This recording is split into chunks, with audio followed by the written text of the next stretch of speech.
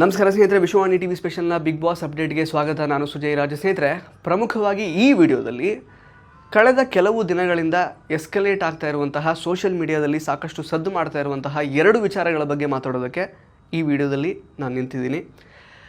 ನೀವು ಕೂಡ ದಯವಿಟ್ಟು ಈ ವಿಡಿಯೋನ ಕಂಪ್ಲೀಟಾಗಿ ನೋಡಿ. ಹಾಗೆಯೇ ನಿಮ್ಮ ಒಪಿನಿಯನ್ ಏನು ಈ ವಿಷಯದ ಬಗ್ಗೆ ಅಂತ ದಯವಿಟ್ಟು ಕಮೆಂಟ್ ಬಾಕ್ಸಲ್ಲಿ ಕಮೆಂಟ್ ಮಾಡಿ ತಿಳಿಸಿ.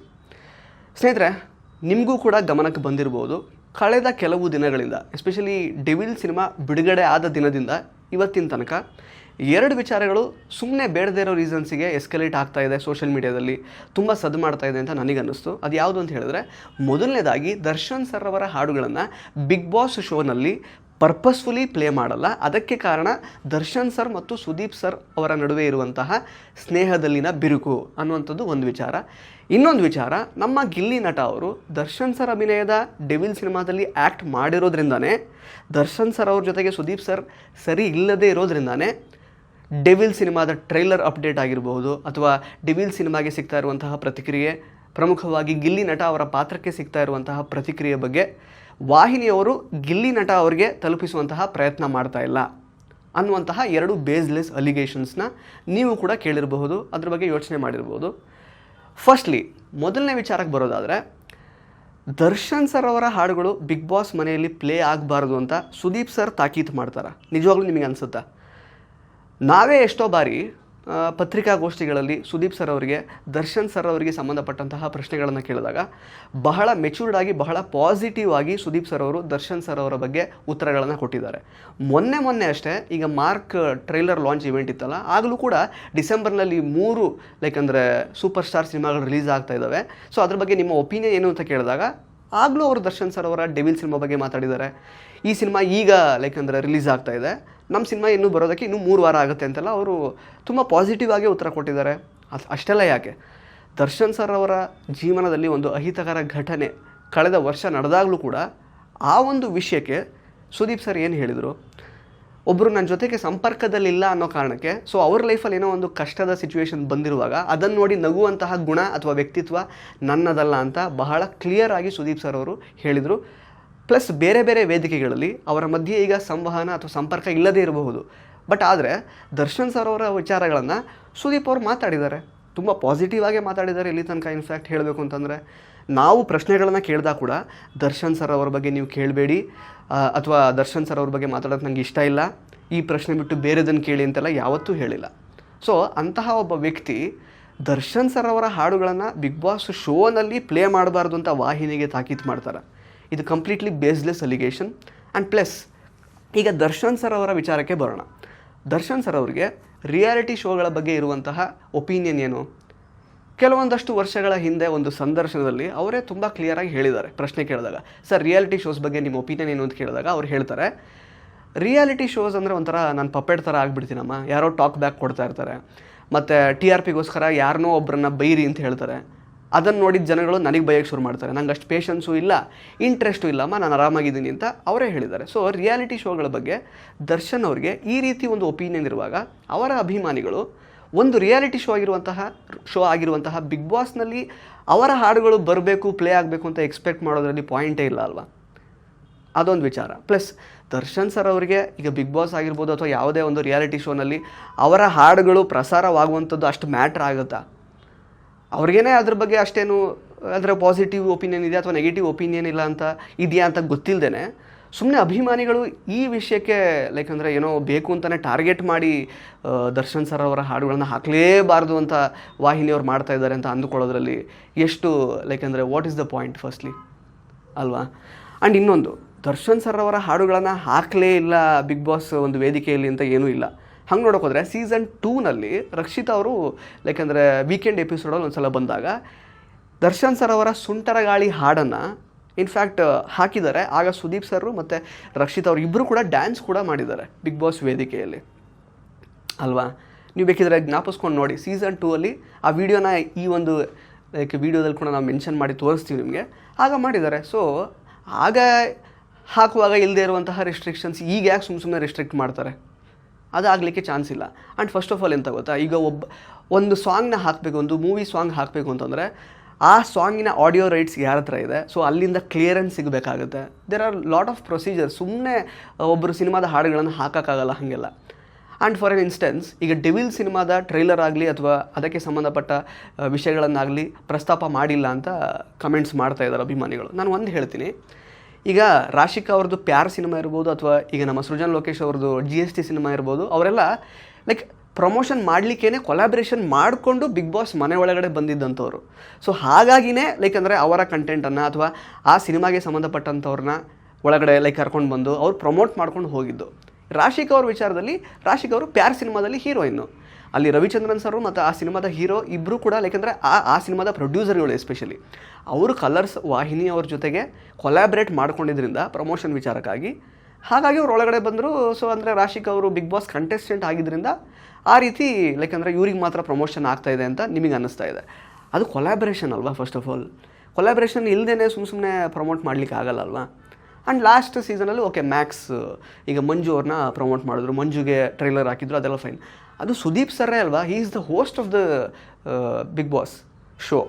ಸೊ ಹಾಗಿರುವಾಗ ಅದರಲ್ಲಿ ಏನು ಅದು ವಾಹಿನಿಯವ್ರ ಕಡೆಯಿಂದ ಆ ಥರ ಮಾಡಿರೋದ್ರಲ್ಲಿ ಅದೇನು ತಪ್ಪಿಲ್ಲ first of all. And at the same time ಅಲ್ಲೂ ಕೂಡ ಕ್ಲಿಯರೆನ್ಸ್ ತೊಗೊಂಡಿರ್ತಾರೆ. ಈಗ ಮ್ಯಾಕ್ಸ್ ಸಿನಿಮಾದ ಮೇಕರ್ಸ್ ಅಥವಾ ಪ್ರೊಡ್ಯೂಸರ್ಸ್ ಯಾರಿರ್ತಾರೋ ಅವರಿಂದ ಡೆಫಿನೆಟ್ಲಿ ಒಂದು ನೋ ಅಬ್ಜೆಕ್ಷನ್ ಅಂತೂ ತೊಗೊಂಡಿರ್ತಾರೆ. ಅದೆಲ್ಲ ಕ್ಲಿಯರೆನ್ಸ್ ಸಿಕ್ಕಿದ ಮೇಲೇ ಟ್ರೈಲರ್ನ ಪ್ಲೇ ಮಾಡೋದಾಗಲಿ ಅಥವಾ ವಾಟ್ ಎವರ್ ಇಟ್ ಈಸ್, ಅಥವಾ ಸುದೀಪ್ ಸರ್ ಅವರ ಹಾಡುಗಳನ್ನು ಏನು ಪ್ಲೇ ಮಾಡ್ತಾರೆ, ಸುದೀಪ್ ಸರ್ದು ಬರುತ್ತೆ, ಸುಮಾರು ಜನದ್ದು ಬರುತ್ತೆ ಆ್ಯಕ್ಚುಲಿ, ಹೊಸಬ್ರದ್ದು ಗಣೇಶ್ ಸರ್ದು ಬರುತ್ತೆ, ಪುನೀತ್ ಸರ್ದು ಬರುತ್ತೆ.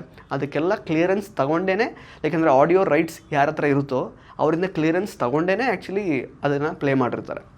ಸೊ ಇದಿಷ್ಟು ವಿಷಯ. ಅಲ್ಲಿ ಬೇರೆ ಥರನೇ ಏನೋ ದರ್ಶನ್ ಸರ್ನ ಬೇಕು ಅಂತಲೇ ಟಾರ್ಗೆಟ್ ಮಾಡಿ ಈ ಥರದ್ದೆಲ್ಲ ಮಾಡ್ತಾಯಿದ್ದಾರೆ ಅಂತ ಅಂದ್ಕೊಳ್ಳೋದೇ ಫಸ್ಟ್ ಆಫ್ ಆಲ್ ಅದು ಬೇಸ್ಲೆಸ್ ಅದು. ಆ್ಯಂಡ್ ದರ್ಶನ್ ಸರ್ ಅವರಾಗಿರ್ಬೋದು ಅಥವಾ ಸುದೀಪ್ ಸರ್ ಆಗಿರ್ಬೋದು, ಅವರೆಲ್ಲ ಅವರದ್ದೇ ಆದ ರೀತಿಯಲ್ಲಿ ಒಂದು ಸ್ಟಾರ್ಡಮನ್ನು ಬಿಲ್ಡ್ ಮಾಡಿಕೊಂಡಿರುವಂಥವ್ರು, ಜೊತೆಗೆ ಅವರದ್ದೇ ಆದ ರೀತಿಯಲ್ಲಿ ಜನಗಳನ್ನು ತಲುಪಿರುವಂಥವ್ರು. ಅವ್ರು ಮಾಡಿದಂತಹ ಸಿನಿಮಾಗಳಾಗಿರ್ಬೋದು, ಅವರು ಕಾಣಿಸ್ಕೊಂಡಿರುವಂತಹ ಹಾಡುಗಳಾಗಿರ್ಬೋದು, ಅವೆಲ್ಲವೂ ಕೂಡ ಯಾವುದೇ ಒಂದು ಕಿರುತೆರೆಯಲ್ಲಿ ಬರುವಂತಹ ರಿಯಾಲಿಟಿ ಶೋಗಳಿಗಿಂತ ಬಹಳ ವಿಭಿನ್ನವಾದದ್ದು ಆ್ಯಕ್ಚುಲಿ. ಅದಕ್ಕೆ ಬೇರೆದೇ ಒಂದು ಲೈಕ್ ಸೆಟ್ ಆಫ್ ಆಡಿಯನ್ಸ್ ಇದ್ದಾರೆ. ಈಗ ಸುದೀಪ್ ಸರ್ ಅವರನ್ನು ಸಿನಿಮಾಗಳಲ್ಲಿ ನೋಡುವಂತಹ ಆಡಿಯನ್ಸ್ ತುಂಬ ದೊಡ್ಡ ಮಟ್ಟದಲ್ಲಿದ್ದಾರೆ. ಅದೇ ಥರನೇ ದರ್ಶನ್ ಸರ್ ಅವರನ್ನು ಸಿನಿಮಾದಲ್ಲಿ ನೋಡಿ ಫಾಲೋ ಮಾಡ್ತಾ ಇರೋರು, ಪ್ಲಸ್ ಸಿನಿಮಾ ಹೊರತುಪಡಿಸಿ ಸುದೀಪ್ ಸರ್ಗೆ ಹಾಗೆಯೇ ದರ್ಶನ್ ಸರ್ ಅವರಿಗೆ ಪ್ರೀತಿ ಕೊಡುವಂತಹ ಜನಗಳ ಸಂಖ್ಯೆ ಬಹಳ ದೊಡ್ಡದಿದೆ.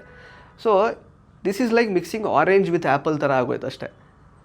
ಅದರಲ್ಲಿ ಈ ಥರ ಬೇರೆ ಥರ ಅರ್ಥ ಮಾಡ್ಕೊಳ್ಳುವಂತಹ ಒಂದು ಪ್ರಮೇಯನೇ ಇಲ್ಲ ಅಂತ ನನಗನ್ಸೋದು. ಇನ್ನು ಎರಡನೇ ವಿಷಯ, ಗಿಲ್ಲಿ ಅವರು ದರ್ಶನ್ ಸರ್ ಅವರ ವಿಚಾರದಲ್ಲಿ ಲೈಕ್ ಅಂದರೆ ದರ್ಶನ್ ಸರ್ ಅವರ ಸಿನಿಮಾದಲ್ಲಿ ಆ್ಯಕ್ಟ್ ಮಾಡಿರೋದ್ರಿಂದ ಅದನ್ನು ಪ್ಲೇ ಮಾಡ್ತಾ ಇಲ್ಲ, ಬೇಕು ಅಂತಲೇ ಗಿಲ್ಲಿನ ತುಳಿಯೋ ಪ್ರಯತ್ನ ಮಾಡ್ತಿದ್ದಾರೆ ಅದು ಇದು ಅಂತ. ಅದರಲ್ಲೂ ಕೂಡ ಏನೂ ಪಾಯಿಂಟ್ ಇಲ್ಲ. First of all Darshan sir ಅವರ ಸಿನಿಮಾ ಅನ್ನೋ ಕಾರಣಕ್ಕೆ ಆ ಥರ ಮಾಡಿರಲಿಕ್ಕೆ ಸಾಧ್ಯನೇ ಇಲ್ಲ. ಅದು ಯಾಕೆ ಅಂತ ನೀಟಾಗಿ ಎಕ್ಸ್ಪ್ಲೈನ್ ಮಾಡಿದ್ದೀನಿ ಫಸ್ಟ್ ಪಾಯಿಂಟಲ್ಲಿ. ಇನ್ನು ಗಿಲ್ಲಿಯವ್ರ ವಿಚಾರಕ್ಕೆ ಬರೋಣ. ಈಗ ದೊಡವ ದೊಡವ ದ್ವಾಸೆ ಕೊಡು, ಚಿಕ್ಕವ ಚಿಕ್ಕವ ಚಟ್ನಿ ಕೊಡು, ಆ ಒಂದು ಸಾಂಗ್ನ ಆ್ಯಕ್ಚುಲಿ ರಿಮಿಕ್ಸ್ ಮಾಡಿಸಿರೋದೇ ವಾಹಿನಿಯವರಲ್ವ. ಜಸ್ಟ್ ಲೈಕ್ ಗಿಲ್ಲಿಯವ್ರ ಸಾಂಗ್ನ ಯಾವ ರೀತಿ ರಿಮಿಕ್ಸ್ ಮಾಡಿಸಿದಾರೋ ಅದೇ ರೀತಿ ರಕ್ಷಿತ್ ಅವರ ಹಾಡು, ರಕ್ಷಿತ್ ಅವರಿಗೆ ಸಂಬಂಧಪಟ್ಟಂತಹ ಒಂದು ಹಾಡನ್ನು ಮೊನ್ನೆ ಅಷ್ಟೇ ಸ್ಪಂದನ ಅವ್ರದ್ದು ಮೀಟರ್ ಬೇಕು ಮೀಟರ್ ಅಂತ ಅದೊಂದು ಸಾಂಗನ್ನ ಅದೆಲ್ಲ ಚಾನಲ್ ಅವರೇ ವಾಹಿನಿಯವರೇ ಮಾಡಿಸಿರೋದಲ್ವ. ಅದ್ರಲ್ಲಿ ತಪ್ಪು ತಿಳ್ಕೊಳ್ಳೋಂಥದ್ದು ಏನಿದೆ? ಫಸ್ಟ್ ಆಫ್ ಆಲ್ ಈಗ ಗಿಲ್ಲಿ ನಟ ಅವ್ರಿಗಿರುವಂತಹ ಕ್ರೇಜ್ ಬಗ್ಗೆ ವಾಹಿನಿಯವ್ರಿಗೂ ಮನವರಿಕೆ ಆಗಿರುತ್ತೆ. ಮನೆಯಲ್ಲಿರುವಂತಹ ಶೋನಲ್ಲಿ ಇರುವಂತಹ ಒಬ್ಬ ಕಂಟೆಸ್ಟೆಂಟಿಂದ ಅವರ ಶೋಗೆ ಲಾಭ ಆಗ್ತಾ ಇದೆ ಅಂತಂದರೆ ಅವ್ರು ಯಾಕೆ ತುಳಿಯುವಂತಹ ಪ್ರಯತ್ನ ಮಾಡ್ತಾರೆ? ಅದರ ಲಾಜಿಕ್ಕೇ ಇಲ್ಲ ಅಲ್ವಾ ಫಸ್ಟ್ ಆಫ್ ಆಲ್. ಸೊ ಗಿಲ್ಲಿನ ಎಲ್ಲ ರೀತಿಯಲ್ಲೂ ಆ್ಯಕ್ಚುಲಿ ಅಪ್ಲಿಫ್ಟ್ ಅಂತೂ ಮಾಡ್ತಾನೆ ಬಂದಿದ್ದಾರೆ. ಗಿಲ್ಲಿ ಒಬ್ಬರನ್ನೇ ಅಂತಲ್ಲ, ಎಲ್ಲರೂ ಅಪ್ಲಿಫ್ಟ್ ಮಾಡ್ತಾರೆ. ಈಗ ಒಂದೊಂದು ಸಂದರ್ಭದಲ್ಲಿ ಅನ್ಸುತ್ತೆ ನೋಡಿ, ಬೇಕು ಅಂತ ಏನಂದರೆ ಇವ್ರನ್ನ ಉಳ್ಸೋಕ್ಕೆ ಟ್ರೈ ಮಾಡ್ತಿದ್ದಾರೆ, ಅವ್ರನ್ನ ಉಳ್ಸೋಕ್ಕೆ ಟ್ರೈ ಮಾಡ್ತಿದ್ದಾರೆ ಅಂತ. ಅದು ಗಿಲ್ಲಿಯವ್ರ ವಿಚಾರದಲ್ಲಿ ಮಾತ್ರ ನಿಮಗೆ ಅನಿಸಿದೆಯಾ? ಹಾಗಾದರೆ ಗಿಲ್ಲಿಯವ್ರನ್ನ ಮಾತ್ರ ತುಳಿಯೋಕ್ಕೆ ಪ್ರಯತ್ನ ಪಟ್ಟಿದ್ದಾರೆ. ಎಲ್ಲರೂ ಬಿಗ್ ಬಾಸ್ ಶೋಗೆ ಬರುವಂತಹ ಪ್ರತಿಯೊಬ್ಬ ಕಂಟೆಸ್ಟೆಂಟಿಗೂ ಕೂಡ ಅವರಿಗೆ ಸಿಗಬೇಕಾಗಿರುವಂತಹ ವಿಸಿಬಿಲಿಟಿಯನ್ನು ಶೋ ಮೂಲಕ ಕೊಡಿಸುವಂತಹ ಪ್ರಯತ್ನವನ್ನು ಮಾಡೇ ಮಾಡ್ತಾರೆ ವಾಹಿನಿಯವರು. ಅಫ್ಕೋರ್ಸ್ ಜನಗಳು ಯಾರನ್ನು ಇಷ್ಟಪಡ್ತಾರೋ ಅವರು ಲೈಕಂದರೆ ಗೆಲ್ತಾರೆ ಶೋನ, ಲೈಕಂದರೆ ಅವರು ಜನಗಳ ಮನಸ್ಸಿಗೆ ತುಂಬ ಹತ್ತಿರದಲ್ಲಿ ತಲುಪಿರ್ತಾರೆ. ಅದನ್ನು ಹೊರತುಪಡಿಸಿ ವಾಹಿನಿಯವರಿಗೆ ಒಬ್ಬರನ್ನ ಏನೋ ಜನ ಸಿಕ್ಕಾಪಟ್ಟೆ ಇಷ್ಟಪಡ್ತಿದ್ದಾರೆ ಅಂದರೆ ಅವರನ್ನು ತುಳಿಯುವಂತಹ ಪ್ರಯತ್ನ ಯಾಕೆ ಮಾಡ್ತಾರೆ ಅವರು ಅಲ್ವಾ? ಹಂಗೆ ನೋಡೋಕೆ ಹೋದರೆ ಈಗ ಸೂಪರ್ ಸಂಡೇ ವಿತ್ ಸುದೀಪ ಎಪಿಸೋಡಲ್ಲಿ ಯಾವಾಗಲೂ ಕೂಡ ನೀವು ನೋಡಿರ್ಬೋದು, ಗಿಲ್ಲಿ ಅವರಿಗೆ ಮಿನಿಮಮ್ 25 to 30 ಮಿನಿಟ್ಸನ್ನು ಸುದೀಪ್ ಸರ್ ಮೀಸಲಾಗಿಟ್ಟಿರ್ತಾರೆ. ಎಷ್ಟೊಂದು ಸಲ ಏಕೆಂದರೆ ಅವರ ಕಲೆಯನ್ನು ಆಚೆ ತೆಗೆಯುವಂತಹ ಕೆಲವೊಂದಷ್ಟು ಟಾಸ್ಕ್ಗಳನ್ನು, ಅಲ್ಲಲ್ಲೇ ಕೆಲವೊಂದಷ್ಟು ಚಟುವಟಿಕೆಗಳನ್ನು ಅಲ್ಲೇ ಕೊಡ್ತಾರೆ ಸುದೀಪ್ ಅವರು. ಏಕೆಂದರೆ ಅವ್ರಿಗೆ ಗೊತ್ತು Gilli only can full of all these things ಅಂತ. ಅದಕ್ಕೋಸ್ಕರನೇ ಅವ್ರಿಗೆ ಕೊಡ್ತಾರಲ್ವ. ಈಗ ಲೆಟ್ರಲ್ಲಿ ಏನು ಬರದೇ ಇಲ್ಲ, ಅದನ್ನು ಓದ್ಕೊಂಡು ನೀವು ಪ್ರತಿಯೊಬ್ಬರ ಬಗ್ಗೆ ಹೇಳಿ ಅನ್ನೋ ಥರ ಆ್ಯಕ್ಚುಲಿ ಟಾಸ್ಕ್ನ ಗಿಲ್ಲಿಯವ್ರಿಗೆ ಮಾತ್ರ ಕೊಡೋದಕ್ಕೆ ಸಾಧ್ಯ. ಆಗ ಮಾತ್ರ ಕ್ಲಿಕ್ ಆಗುತ್ತೆ ಅಂತ ಸುದೀಪ್ ಸರ್ಗೂ ಗೊತ್ತು, ವಾಹಿನಿಯವ್ರಿಗೂ ಗೊತ್ತು.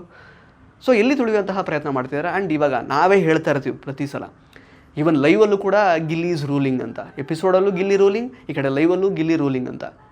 ಅಲ್ಲಿ ವಿಸಿಬಿಲಿಟಿ ಕೊಟ್ಟಿದ್ದಕ್ಕೆ ತಾನೇ ನಾವು ಗಿಲ್ಲಿಯವ್ರು ಏನೇನು ಮಾಡ್ತಾ ಇದ್ದಾರೆ ಅಂತ ನೋಡೋದಕ್ಕೆ ಸಾಧ್ಯ ಆಗಿದ್ದು, ನಮಗೆ ಅವರ ಆ್ಯಕ್ಟಿವಿಟೀಸ್ನ ಇಷ್ಟಪಡೋದಕ್ಕೆ ಸಾಧ್ಯ ಆಗಿದ್ದು. ಅಕಸ್ಮಾತ್ ತೋರಿಸೇ ಇಲ್ಲ ಅಂತಂದರೆ ಅಲ್ಲಿ ಏನು ಅವ್ರನ್ನ ತೋರಿಸೇ ಇಲ್ಲ ಅಂತಂದರೆ ನಮಗೇನು ಗೊತ್ತಾಗುತ್ತೆ ಗಿಲ್ಲಿಯವ್ರ ಟ್ಯಾಲೆಂಟ್ ಏನಿದೆ ಅಂತ. ಸೊ ಒಬ್ಬ ಕಂಟೆಸ್ಟೆಂಟಿಂದ ಒಂದು ಶೋಗೆ ಹೆಲ್ಪ್ ಆಗ್ತಿದೆ, ಒಂದು ಶೋಯಿಂದ ಒಬ್ಬ ಕಂಟೆಸ್ಟೆಂಟ್ನ ಟ್ಯಾಲೆಂಟ್ ಆಚೆ ಬರ್ತಾ ಇದೆ ಅಂತ ಹೇಳಿದಾಗ ಇಟ್ ಈಸ್ ಲೈಕ್ ಮ್ಯೂಚುವಲ್, ಇಬ್ಬರು ಬೆಳೆಯೋಣ ಅನ್ನೋ ರೀತಿಯಲ್ಲೇ ಒಂದು ಮನಸ್ಥಿತಿ ಇರುತ್ತೆ. ಸೊ ಇಲ್ಲಿ show is bigger than the contestant ಅಂತ ಆಗುತ್ತಲ್ವ.